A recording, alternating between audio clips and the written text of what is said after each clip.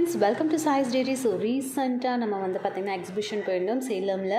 New bus ஸ்டாண்டில் போட்டிருக்கக்கூடிய எக்ஸிபிஷனில் ice Cola வாங்கலாம் அப்படின்னு சொல்லிட்டு 50 ருபீஸ் இதோட ஒர்த்து. இது ஒர்த்தா அப்படின்னு கேட்டிங்கன்னா கண்டிப்பாக இல்லை. ரொம்ப கம்மியான ஐஸில் ஏதோ குவாலிட்டியே இல்லாத ஒரு அதுக்கு மேலே கொடுக்கக்கூடிய அந்த ஜூஸ் போடுறாங்க. அதை பார்க்குறதுக்கே ஒரு மாதிரியாக இருந்தது.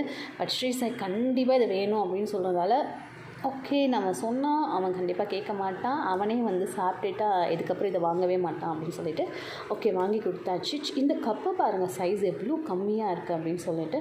அப்புறம் கிடைக்கிற கலரெல்லாம் தூக்கி அதில் போடுறாங்க. ஸோ கண்டிப்பாக இந்த மாதிரி அன்ஹெல்த்தியாக வாங்கவே கூடாது. ஆனால் குழந்தைங்க சொன்னால் கேட்க மாட்டாங்களே. அவன் சாப்பிட்டு அவனோட ரியாக்ஷன் பாருங்கள்.